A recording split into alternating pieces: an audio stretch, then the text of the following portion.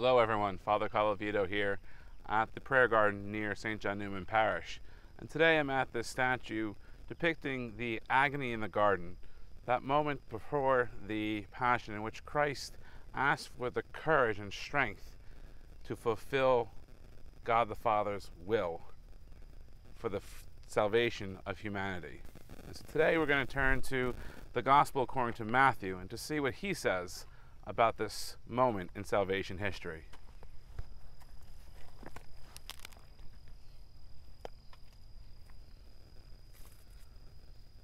Then Jesus came with them to a place called Gethsemane, and he said to his disciples, "Sit here while I go over there and pray." He took along Peter and the two sons of Zebedee, and he began to feel sorrow and distress. Then he said to them, "My soul is sorrowful, even to death. Remain here and keep watch with me." All he asked the disciples to do was to stay with him, to keep him company as he prayed. That's all. Not a great request. But could they even do that? He advanced a little and fell prostrate in prayer, saying, "My Father, if it is possible, let this cup pass from me. Yet, not as I will, but as you will." When he returned to his disciples, he found them asleep. He said to Peter, "So you could not keep watch with me for 1 hour? Watch and pray that you may not undergo the test." They had failed his request. All he asked was that they remain with him to watch over him as he prayed. And they slept, cutting themselves off from him. So he requested a second time that they simply be there with him as he prayed to the Father.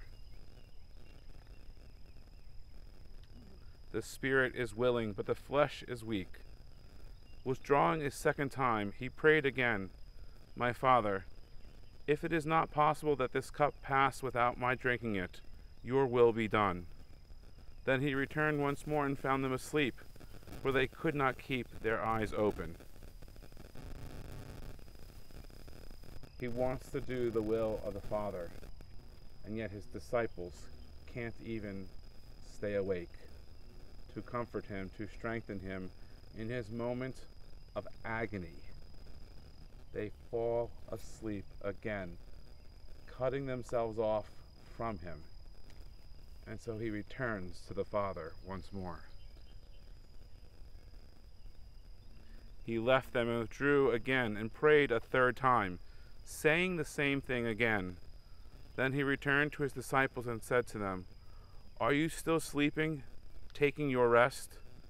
Behold, the hour is at hand when the Son of Man is to be handed over to sinners. Get up, let us go. Look, my betrayer is at hand."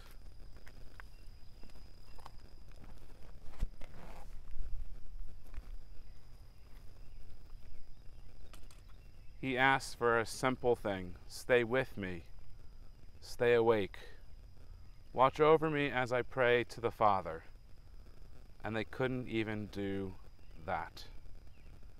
And yet he was willing to take the cup from his Father that he knew would lead to his death. And they couldn't even stay awake for a few minutes in his agony, in his suffering. Yet he is willing to do the will of the Father, even when he sees his attackers coming. He says, "Let us get up and go. My hour has come." The hour to begin the salvation of humanity. My friends, in our life we may find ourselves in the Garden of the Agony.